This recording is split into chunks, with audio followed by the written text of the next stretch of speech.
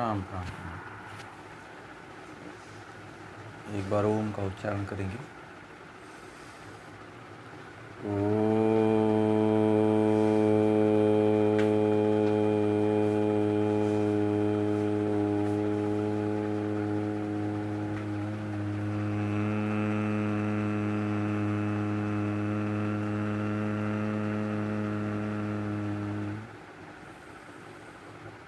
ओम भूर्भुवस्वः तत्सवितुर्वरेण्यं भर्गो देवस्य धीमहि धियो यो नः प्रचोदयात्। ओम शांति शांति शांति। हे प्राण स्वरूप, दुखनाशक, सुख स्वरूप, श्रेष्ठ, तेजस्वी, पापनाशक, देव स्वरूप परमात्मा, हम आपको अपने अंतःकरण में धारण करते हैं। आप हमारी बुद्धि को सन्मार्ग की तरफ प्रेरित कीजिए। आप सभी को नमस्ते।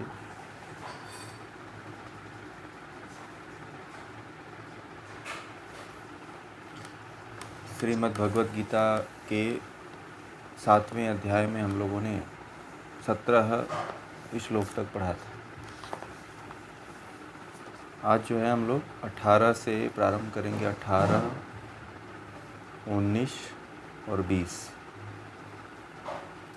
तो ये 3 श्लोकों को कोई भी पढ़ें, जो पढ़ सकते हैं। मीनाक्षी जी पढ़ती हैं तो पढ़िए।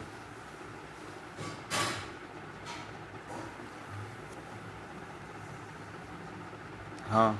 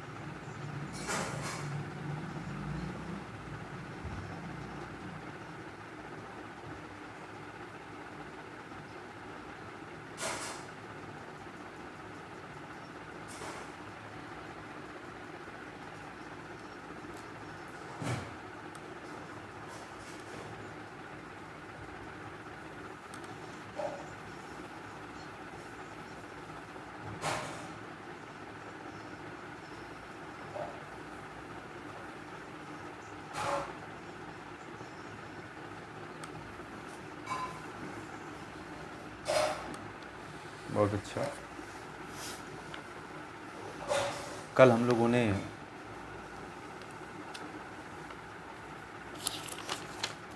बहुत ही महत्वपूर्ण विषय को कल पढ़ा था कि कितने तरह के भक्त होते हैं, और उन भक्तों में सबसे प्रिय भक्त जो बताया था, ज्ञान योगी। जो ज्ञानी होता है, जो ज्ञानी भक्त होता है, उसके बारे में भगवान श्री कृष्ण ने कहा था कि वह मुझे बड़ा प्रिय होता है। जो ज्ञानी होता है वह मुझे सबसे ज़्यादा प्रिय होता है और मैं उसके प्रिय होता हूँ। वह मुझे प्रिय होता है और मैं उसको प्रिय होता हूँ। आगे उसी के कड़ी में, उसी क्रम में 18वें श्लोक में कह रहे हैं कि वैसे तो सभी श्रेष्ठ हैं, पर जो चारों प्रकार के, जो चारों प्रकार के जो भक्त बताए गए हैं, ये भी भगवान श्री कृष्ण कह रहे हैं कि वैसे तो सभी श्रेष्ठ हैं, परंतु ज्ञानी को तो मैं अपना आत्मा ही मानता हूँ। ठीक है। अब देखिए, भगवान श्री कृष्ण ने इतनी बड़ी आप लोगों को स्थान, इतना बड़ा स्थान दे दिया। अब ये कहते हैं कि परंतु ज्ञानी को तो मैं अपना आत्मा ही मानता हूँ। अब किसी भक्त को अपनी आत्मा मानना, आप समझ सकते हैं कि वह व्यक्ति कितना परमात्मा के नज़दीक होगा। होगा कि नहीं होगा? होगा ना। वह व्यक्ति परमात्मा के बड़े ही नज़दीक होगा, सबसे ज़्यादा नज़दीक होगा। और कहते हैं क्योंकि वह अपनी आत्मा को मेरे साथ युक्त करके, जोड़ करके, मुझ में स्थित होकर अति उत्तम गति को पाता है। ऐसे ही नहीं वह मेरी आत्मा है। आत्मा बनने के लिए वो क्या करता है? वह अपनी आत्मा को मेरे साथ लगा लेता है। किसके साथ? ब्रह्म के साथ। ईश्वर का सबसे प्रिय व्यक्ति वही है जो ईश्वर के साथ अपनी आत्मा को लगा देता है, जोड़ देता है और जोड़कर उसमें स्थित होकर उत्तम गति को प्राप्त होता है। इसीलिए ज्ञानी के बारे में बार बार ये कहा जाता है कि ज्ञानी सर्वश्रेष्ठ है। ज्ञानी से बड़ा कोई भी श्रेष्ठ नहीं है। आगे जैसे एक बात उन्होंने कहा कि सभी प्रकार के भक्त अच्छे हैं, परंतु उनमें ज्ञानी सबसे श्रेष्ठ है। यह क्यों? यह तो आप लोगों के प्रश्न उठेगा ना कि जब वो कह रहे हैं कि सभी भक्त श्रेष्ठ हैं, परंतु उसमें जो ज्ञानी है वह सबसे श्रेष्ठ है। ये प्रश्न तो आप लोगों के भीतर भी उठ रहा होगा ना। तो कहते हैं कि क्यों? तो कहते हैं कि आर्त, केवल जो आर्त होता है, जो दुखी, आर्त मतलब दुखी, जो दुखी भक्त होता है वह केवल अपने मानसिक कष्ट को दूर करने के लाभ के लिए भगवान को बसता है। ठीक है? जो आर्त होता है वह अपने मानसिक दुख को दूर करने के लिए ही भगवान का भजन करता है, मानसिक कष्ट को, पीड़ा को। ठीक है? ये आर्त भक्त की बात है। और जो जिज्ञासु भक्त होता है वह क्या करता है? केवल बौद्धिक लाभ के लिए भगवान को भजता है। मैंने कल बताया था ना, जानकारी वाला। ठीक है?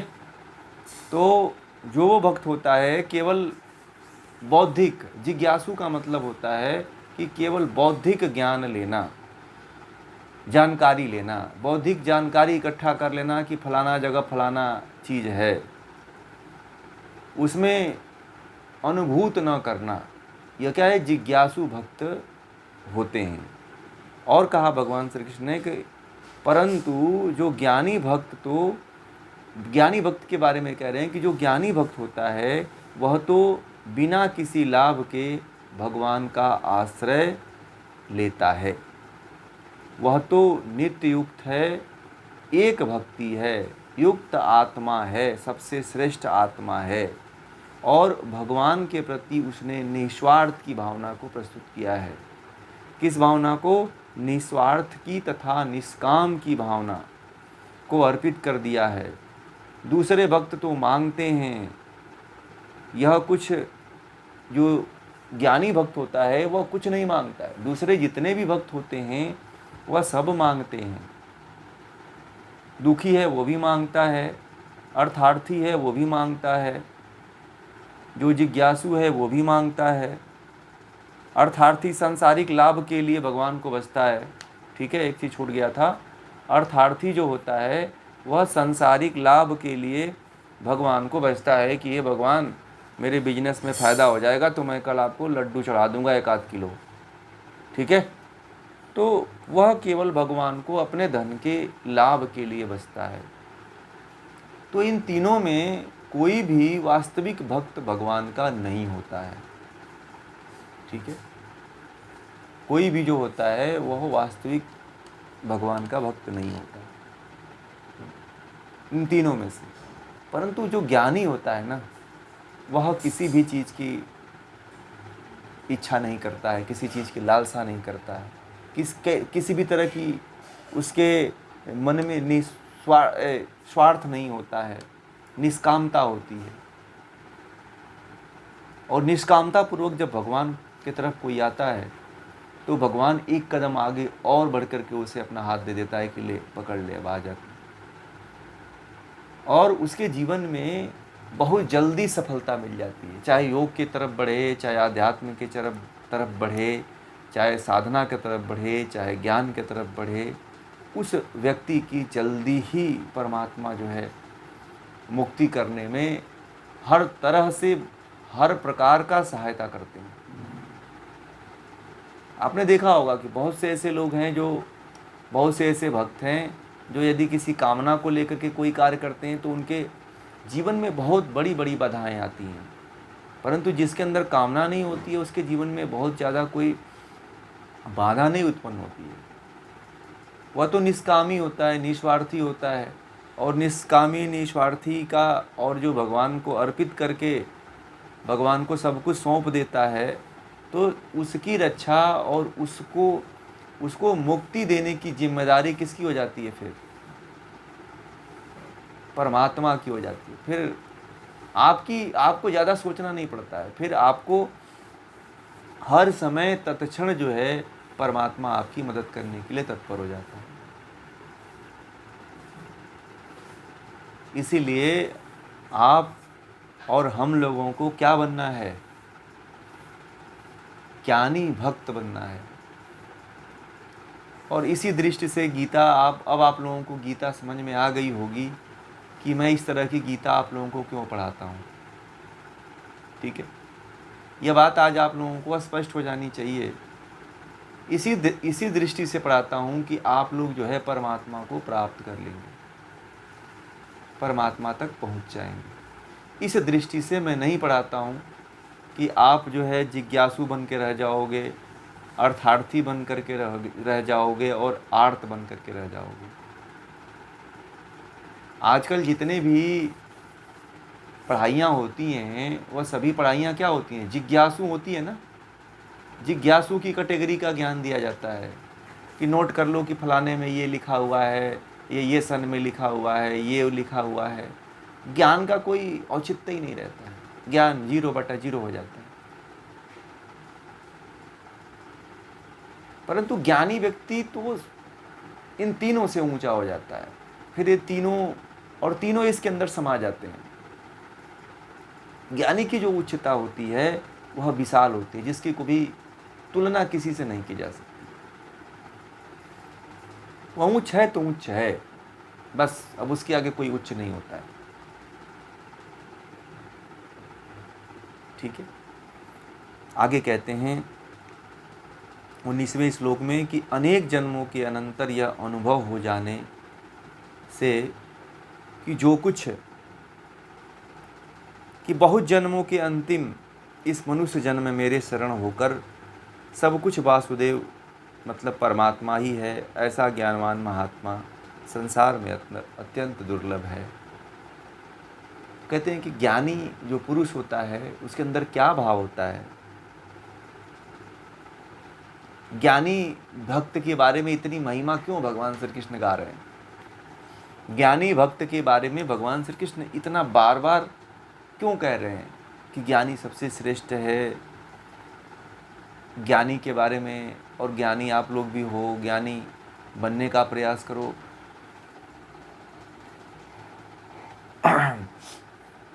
ऐसा क्यों कह रहे हैं?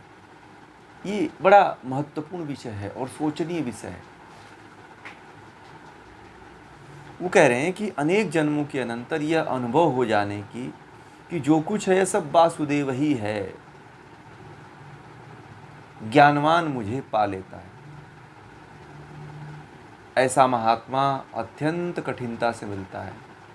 अब आप लोगों को एक चीज़ बता दूं कि वासुदेव का अर्थ क्या होता है। पता है वासुदेव का अर्थ क्या होता है?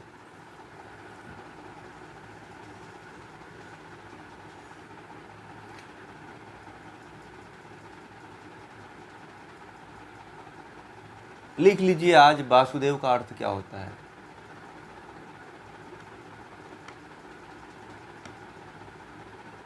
मैं सब प्राणियों में वास करता हूँ, इसलिए मेरा नाम वासुदेव है।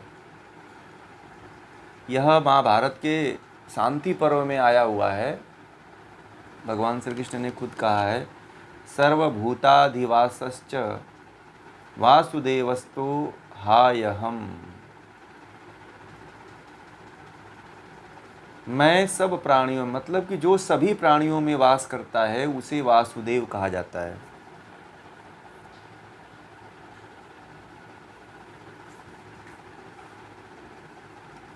ठीक है, जो सभी प्राणियों में वास करता है उसे क्या कहा जाता है? उसे वासुदेव कहा जाता है। तो ये क्यों कह रहे हैं? भगवान श्री कृष्ण ने कहा कि अनेक जन्मों के अनंतर यह अनुभव, जिस बहुत जन्मों के बाद जो ज्ञानी भक्त बनता है ना, बहुत जन्म जिसके कर्मों के फल होते हैं, हजारों जन्मों के कर्मों के जो फल होते हैं, वह व्यक्ति ज्ञानी भक्त बन पाता है। ठीक है। और इस जन्म में भी यदि आप लोग वासुदेव बनने से जो है मतलब ज्ञानी बनने से चूक गए, तो फिर जीवन समझिए बेकार है। जीवन की सार्थकता तब मुझे नहीं लगती कि है। मतलब कि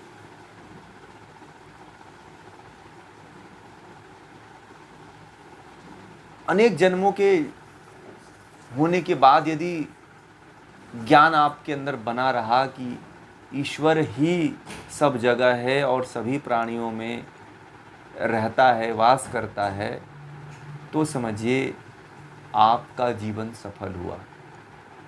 और यह बात केवल ज्ञानी व्यक्ति ही सोच सकता है कि सभी प्राणियों में ईश्वर का वास है। ज्ञानी ही सोच सकता है ना, बताइए। दुखी व्यक्ति कैसे सोचेगा? हैं? अर्थार्थी व्यक्ति कैसे सोचेगा? जिज्ञासु व्यक्ति तो केवल अपने ज्ञान को बढ़ाने के लिए 50 तरह की पुस्तकें पढ़ता रहता है कि यहाँ से इकट्ठा करूँ, वहाँ से इकट्ठा करूँ और बता दूँ सामने वाले को मैं प्रभावित कर लूँ। यही करते हैं ना लोग आजकल के। तो ये किस कैटेगरी में आते हैं? ये जो है सब जिज्ञासु कैटेगरी में आते हैं। जो परमात्मा को अनुभूत नहीं कर पाया वो क्या बताएगा? परमात्मा हर जगह है, ऐसा नहीं कि आप अनुभूत नहीं कर पा रहे हो। जहाँ से आप इतनी तल्लीनता के साथ इस गीता को सुन रहे हैं, वह क्या है? वही परमात्मा है। जहाँ से आप देख रहे हैं और जिसके द्वारा देख रहे हैं, वह कौन है? वही ब्रह्म है। जहाँ जो आपका कान है, जो सुन रहा है और जिससे सुन रहा है, वह कौन है? वह ब्रह्म है, परमात्मा है, वासुदेव है। यानी कि जो इंद्रियां जो है ना, पांचों इंद्रियां जिससे कार्य करती हैं, वही कौन है?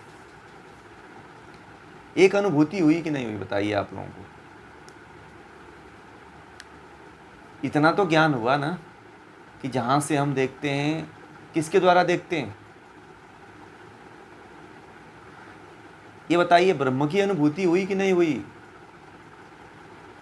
झूठ मत बोलिएगा।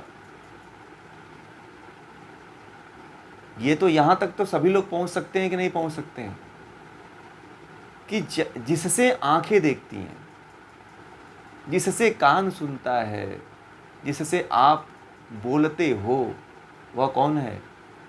वह ब्रह्म है, वह परमात्मा। यही अनुभूति है। ठीक है। कोई और अनुभूति नहीं होने वाली है, मैं आप लोगों को ये भी बता दूं। कोई चमत्कार नहीं होगा कि बिजली चमक जाएगी, गरज जाएगी और जो है आकाशवाणी होगी और आप ज्ञानी बन जाएंगे। आकाशवाणी इसी को कहते हैं जो आप लोगों के पास ज्ञान पहुंच रहा है, वह किसके द्वारा पहुंच रहा है?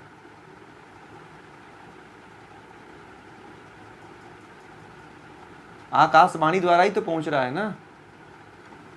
ये जो गूगल के माध्यम से आप लोग जुड़े हैं, तो यह किसके द्वारा एक दूसरे के चित्र को देख ले रहे हैं और मेरी आवाज़ को आप लोग सुन पा रहे हैं? या आजकल के आने वाले समय में युगों युगों में ये चमत्कार माना जाएगा। ठीक है। आप लोग आकाशवाणी के माध्यम से जो सुन रहे हैं, वो आने वाले समय में क्या हो जाएगा? चमत्कार हो जाएगा। ठीक है। तो आप लोग जो पहले आकाशवाणी हुआ करती थी, वही आकाशवाणी आज भी हो रही है, परंतु बस केवल परमात्मा को अनुभूत करने की आवश्यकता है, वहां तक पहुंचने की आवश्यकता है। आगे कहते हैं कि अपनी अपनी प्रकृति। एक बात और बता दूं, ये जो अगला जो श्लोक है ना, यह उसके लिए है जो ईश्वर के अतिरिक्त अन्य देवताओं की पूजा करते हैं। ठीक है, ईश्वर के अलावा जो अन्य देवताओं की पूजा करते हैं, ठीक है, उनके बारे में ये श्लोक है। तो कहते हैं कि अपनी अपनी प्रकृति तथा अर्थात स्वभाव के अनुसार प्रेरित हुए, मतलब तरह तरह की कामनाओं के कारण जिनका सब कुछ वासुदेव ही है, यह ज्ञान ढक गया है, ऐसे वे अपने स्वभाव के परवश हुए मनुष्य मेरे शरण न होकर कामना पूर्ति के लिए अनेक उपाय और नियमों का धारण करते हुए दूसरे देवताओं के शरण में हो जाते हैं, अर्थात उन देवताओं की उपासना में लग जाते हैं।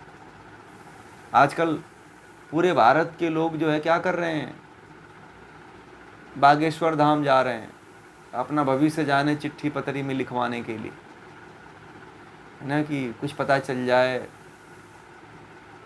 कि भविष्य में क्या होगा। भारत के लोग जो है भविष्य को जानने के लिए बड़ा उत्सुक रहते हैं, परंतु ये नहीं पता है कि भविष्य की ही जो भविष्य है वह तो निर्माण किया जाता है, और वर्तमान काल को जानने वाला जो है, भूतकाल को जानने वाला व्यक्ति क्या होता है, मतलब कुसंस्कारों से अपना कुसंस्कार ही बना रहा है, वह कभी मुक्त नहीं हो सकता है। बड़ा निम्न कैटेगरी होती है, वो कोई बहुत हाई लेवल की कैटेगरी नहीं है। जितने बड़े बड़े सिद्ध पुरुष हैं वो कभी, उनके पास बड़ी बड़ी सिद्धियां होती हैं, परंतु वो इस बात को कभी प्रकट नहीं करते हैं। एक व्यक्ति, एक साधु हैं, तो वो मुझसे कहते थे कि एक महात्मा जी थे, तो उनकी संपर्क में रह कर के उनको साधना करने का अवसर मिला, और वो भी बहुत साधक व्यक्ति हैं, उनके पास भी बहुत काफ़ी सिद्धियां हैं। तो वो मुझे बताने लगे कि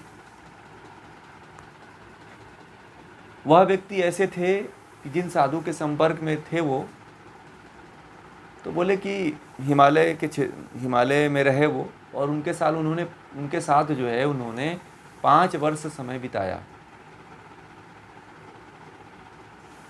और 5 वर्ष समय बिताने के बाद जो है उनको बोले कि हमें कभी अनुभूति नहीं हुई कि इनके पास सिद्धियां हैं। कभी भी किसी तरह का जिक्र नहीं होने दिए कि उनके पास बड़ी बड़ी सिद्धियां हैं। तो बोले कि मुझे भी नहीं पता चल पाता, परंतु मैंने एक दिन उनसे पता लगाया। तो बोले कि मैं कैसे पता लगाया कि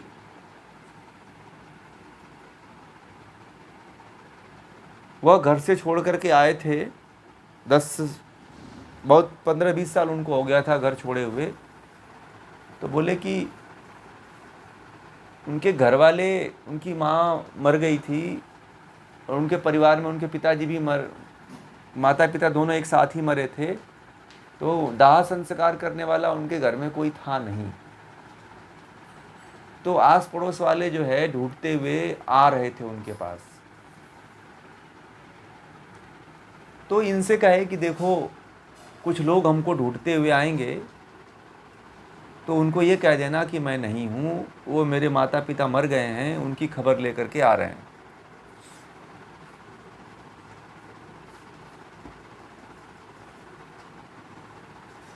तो ये आश्चर्य में पड़ गए। बोले कि आपको कैसे पता? ना आप तो मोबाइल चलाते हो, ना किसी से बातचीत करते हो, ना आपके घर में किसी को जानकारी है। तो बोले कि बस ऐसे ही पता है मुझे, और मेरी माँ को मरे हुए 3-4 दिन हो गया, गांव वाले लेकर के फेंक फाक के जला दिए।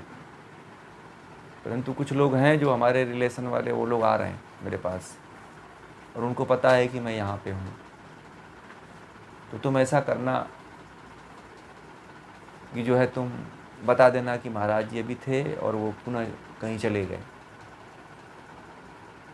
तो ये बोले कि मैं वहाँ से उनको जान पाया कि उनके पास, वो जानते थे कि कोई आ रहा है, सिद्धियाँ उनके पास थी। दूसरी तरफ वो आए, वास्तव में आए उनके गांव वाले, और पूछे तो ये बताए महाराज जी के थे तो, परंतु ये चले गए यहाँ से। फिर बोले कि मैं जा रहा था नहाने के लिए गंगा में। तो बोले कि वह उस जो साधु था उनके बोले कि यार तू गंगा में स्नान करने के लिए मत जाना, क्योंकि तू अगर चला गया गंगा में तो बह जाएगा और बाल बाल बचेगा। यह कह करके वो चले गए। तो ये ऐसे ही सोचे कि क्या जाना, ये तो ऐसे ही बोल के गए होंगे, क्या मैं थोड़ा नहाना तो पड़ेगा ही। तो गंगा में गए वो, और जानते ही हैं हिमालय में गंगा बहुत तेज तीव्र धारा में बहती है। तो उनके साथ ऐसी घटना घटित हुई कि वास्तव में वह बह गए गंगा में, और जाकर के बताए थे कि 25 किलोमीटर तक बहते रहे, डूबते रहे, बहते रहे, डूबते रहे, बहते रहे। ये तो एक पेड़ का मतलब एक झाड़ कहीं मिला उनको, उसी को पकड़ लिए और किसी तरह से बचे रहे। तो किसी ने देखा उनको तो किसी से तरह से उनको निकाला। एकदम ठंडे हो गए थे, गंगा का पानी ठंडा ही होता है। बोले कि मेरे हाथ पांव काम नहीं कर रहे थे और मैं निश्चेतक अवस्था में पड़ा हुआ था। किसी तरह से मुझे निकाला गया और निकाल करके जो है, तब तक ये वहाँ चले आए जो सिद्ध थे, आए और मेरा दवा हुआ कि ये बोले कि मैं तुझे बोला था कि मत आज उतरना गंगा में, आज तेरा काल है आज, तो तू माना ही नहीं। तो बोले कि महाराज जी आपके पास सिद्धि है परंतु हमें देना नहीं चाहते हो, मैं आपसे सिद्धि लेना चाहता हूँ। वो लालच में पड़ गया, बोला कि, और मैं लालच में जब पड़ा तो वो महाराज जी मुझको छोड़ करके हमेशा के लिए चले गए। और एक पत्र उसको दिए थे, वो पत्र मुझे दिखाया। वो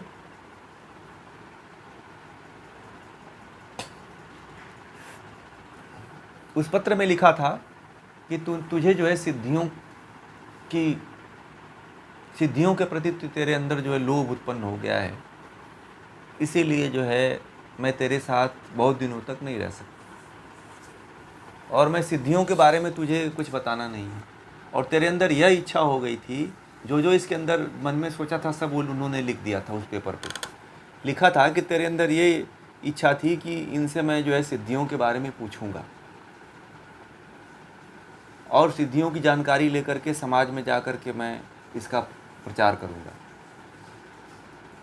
तो बोले कि जब जिस दिन तेरे मन के भीतर आ गया उसी दिन मैं तुझसे अलग हो गया और मैं तुझसे अलग होने का निश्चय कर लिया। अगर तेरे अंदर ये भाव नहीं आया होता तो मैं ज़रूर तुझे ज्ञान देता, योग के हठ योग की बहुत सी ज्ञान को देता मैं तुझे, परंतु तेरे अंदर लालच आ गया और तेरी पात्रता कम हो गई, इसलिए मैं तुझे छोड़ करके जा रहा हूँ। और वो लेटर लिख करके बहुत दिनों तक घूमते रहते थे। इन साधुओं से मेरी मुलाकात हुई। बोले कि फिर गुरु जी मिले नहीं। तो ऐसे ऐसे गुरु होते हैं। तो सिद्धियों की बात तो योग दर्शन में बताई ही गई, योग दर्शन जो पढ़े होंगे। तो वही कह रहे हैं कि अनेक जन्म कह रहे हैं कि अपनी अपनी प्रकृति अर्थात स्वभाव के अनुसार प्रेरित हुए भिन्न भिन्न कामनाओं के कारण जिनका ज्ञान हरा जा चुका है, मतलब अपनी अपनी प्रकृति, सतरज तम प्रकृति सबकी होती है। किसी की सत्व गुण होती है, किसी के तमो गुण होता है, किसी के रजोगुण होता है। तो अपनी अपनी प्रकृति के और स्वभाव के अनुसार प्रेरित हुए भिन्न भिन्न कामनाओं के कारण, मतलब तरह तरह की कामनाओं के कारण भिन्न भिन्न नियमों का आश्रय लेकर, मतलब भगवान के अतिरिक्त भिन्न भिन्न नियमों का आश्रय ले लेते हैं लोग, अन्य देवताओं की उपासना करते हैं कि अमुक कामना का अमुक नियम के अनुसार पूरी होनी चाहिए। इस खड़पच में पढ़कर लोग भगवान में दिल लगाने के स्थान पे कामनाओं को पूर्ण करने वाले देवताओं की पूजा करने लगते हैं। संसार में भिन्न भिन्न मतवादों का पंथ खड़ा हुआ है। तो लोग अपने स्वार्थ की पूजा करने के लिए जो है, स्वार्थ की पूर्ति के लिए ईश्वर को छोड़ करके जो संसारी देवता हैं उनकी जो पूजा करने लगते हैं लोग, वहीं पे परमात्मा को छोड़ देते हैं लोग, और यह सबसे बड़ा फॉल्ट करते हैं लोग। ठीक है, यह किसी भी व्यक्ति को नहीं करना चाहिए। जो सब कुछ वासुदेव में मान चुका है, वह वासुदेव को जो जान चुका है, वह ऐसा नहीं करता है। वह कौन करता है? ज्ञानी, जो जिसको ज्ञान हो जाता है ना, वह ब्रह्म को कभी छोड़ता ही नहीं है। और जिसको ज्ञान नहीं होता है, जो आर्त भक्त होता है, जो जिज्ञासु भक्त होता है, जो क्या नाम है, अर्थार्थी भक्त होता है, ये जो तीनों प्रकार के भक्त होते हैं, वह उनका स्वभाव ऐसा होता है कि अपने लाभ के लिए किसी भी देवता की पूजा करने लगते हैं। परंतु भगवान श्री कृष्ण कहते हैं कि वह भक्त जो है श्रेष्ठ नहीं होता है, और उसका जो जीवन होता है, मतलब वहीं से जो इधर उधर के देवताओं को पूजने लगता है, वहीं से उसका जीवन बेकार हो जाता है, और वह कभी ब्रह्म तक नहीं पहुंच पाता है, और उस व्यक्ति की कभी मुक्ति नहीं हो पाती है। लोग कहते हैं ना कि मुक्त नहीं हो पाते हैं। आप बीच में आडंबरों में फंस जाते हैं। आप जब ब्रह्म के तरफ चलोगे ना आप लोग, तो बहुत बड़े बड़े लुभावने चीज़ें आएंगी आपके सामने। ठीक है, बहुत बड़ी बड़ी चीज़ें आएंगी, और बहुत जो आप पहले कामना करते थे, वो कामनाएं आपके सामने आकर के खड़ी हो जाएंगी। ठीक है, इसीलिए कभी भी जो है किसी भी व्यक्ति को ब्रह्म को नहीं छोड़ना चाहिए, ईश्वर का आश्रय नहीं छोड़ना चाहिए, किसी भी अन्य देवता की पूजा नहीं करनी चाहिए, क्योंकि अन्य देवता की यदि आप पूजा करते हैं तो ब्रह्म को नहीं प्राप्त कर पाएंगे, ब्रह्म तक नहीं पहुंच पाएंगे।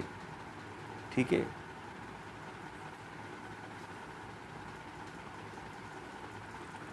आप तरह तरह के प्रपंचों में जो फंस जा रहे हैं, तरह तरह के जो देवताओं को बना रखा है आपने, यही आपके जीवन का सबसे बड़ा दुर्भाग्य है, और इसी के कारण जो है आप मुक्त नहीं हो पाते हैं। कई लोग कहते हैं ना कि हमने तो भक्ति किया, पूजा पाठ किया, डेली जो है यज्ञ किया, ये किया, वो किया, परंतु आप उसमें किए क्या? आप ब्रह्म से न जुड़ करके किससे जुड़ गए? देवताओं से जुड़ गए, और देवता खुद मुक्त नहीं होते हैं, तो आपको क्या मुक्त करेंगे? वो मुक्त कौन करता है बताइए? मुक्ति कौन दिलाता है? मुक्ति केवल परमात्मा दिलाता है, बाकी और कोई नहीं दिलाता है। ध्यान रखिएगा आज के बाद, यह मैं सभी के लिए कह रहा हूँ कि परमात्मा के अतिरिक्त दुनिया में कोई भी मुक्ति नहीं दिलाता है। यदि कोई किसी के अंदर यह भ्रम हो कि मैं तो मुक्त हो जाऊंगा ऐसे ही, तो वो ज़्यादा भ्रम में है, क्योंकि परमात्मा ही के शरण में जाने से मुक्ति मिलती है, ब्रह्म की पूजा करने से ही मुक्ति मिलती है। भगवान श्री कृष्ण इसको बार बार कह रहे हैं, आप लोगों को पता है। अब आप लोग किसकी पूजा करेंगे? ब्रह्म की, क्योंकि मुक्ति किससे मिलने वाली है? अगर देवताओं की पूजा करते हैं तो क्या होगा? देवताओं को प्राप्त होंगे, और वह देवताओं को पूज करके आप जहाँ जाना है वहाँ पहुँच ही नहीं पाओगे। और हमारा लक्ष्य कहाँ है? ब्रह्म है। जब आपका लक्ष्य ब्रह्म है तो इनको पूज करके करेंगे क्या? नहीं ना, कुछ नहीं होने वाला है। इसीलिए जो है जितना हो सकता है उतना आप जो है ब्रह्म के तरफ बढ़ने का प्रयास करिए। आप मानिए देवताओं को भी पूजा करिए, परंतु आपका अंतिम लक्ष्य क्या होना चाहिए? ब्रह्म। मालूम है आप लोग सभी लोग के अपने अपने देवता हैं, परंतु देवताओं को प्रमुख रूप से मत रखा करिए। प्रमुख रूप से किनको हमें रखना चाहिए? ब्रह्म को, क्योंकि मुक्ति किससे मिलने वाली है? ब्रह्म से। जब मुक्ति ब्रह्म से मिलने वाली है, ये गीता कह रही है, तो हमें किस तरफ जाना चाहिए? ब्रह्म के तरफ जाना चाहिए। किस तरफ जाना चाहिए? ब्रह्म के तरफ जाना चाहिए।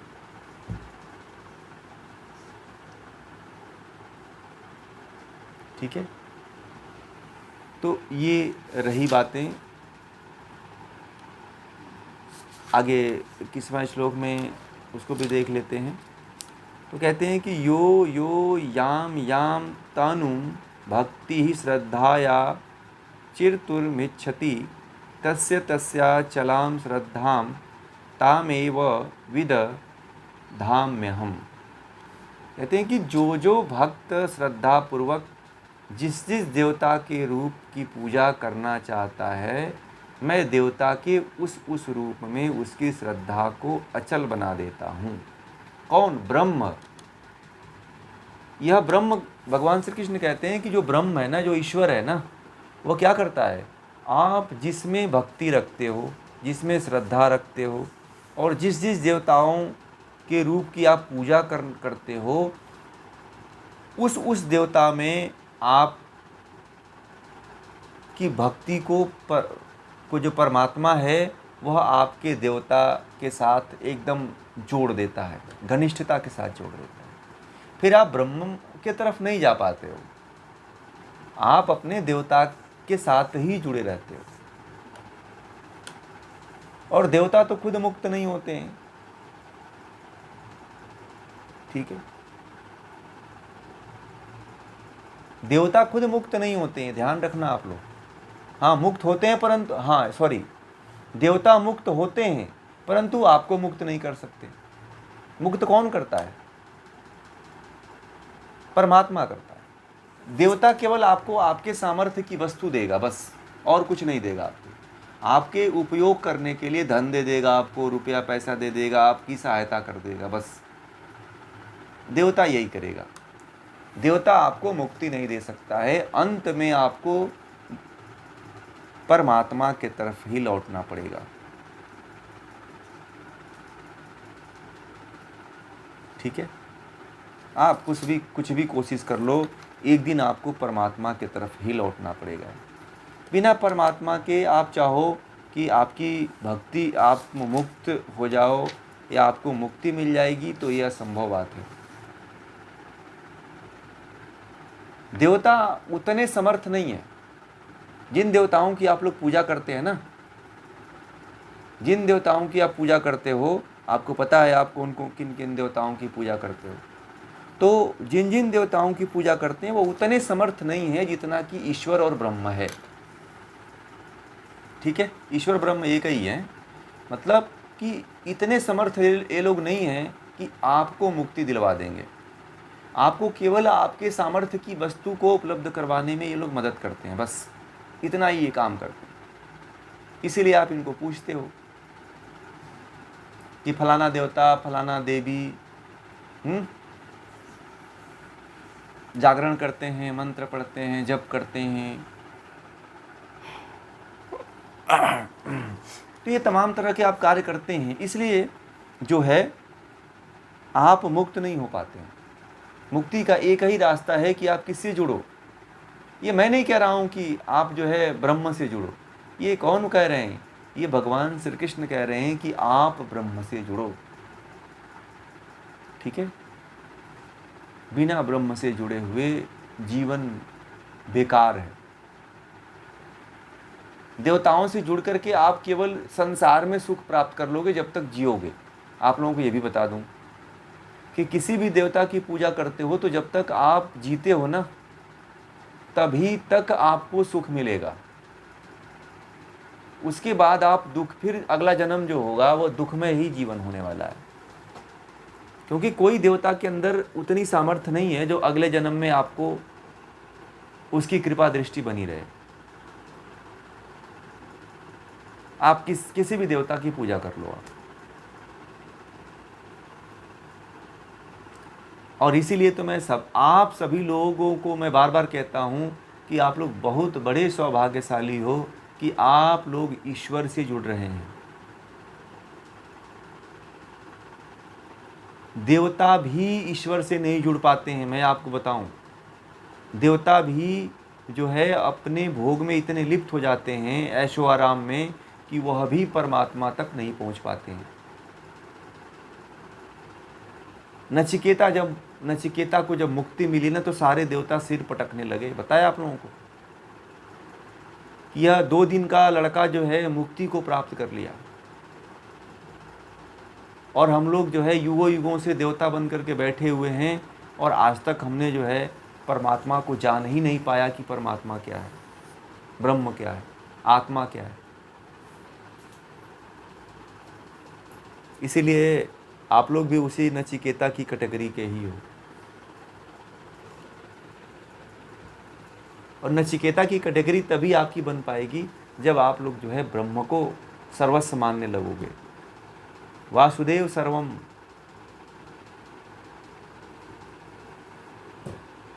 ठीक है, तो आप जरूर जो है ईश्वर तक पहुंच जाओगे। ठीक है।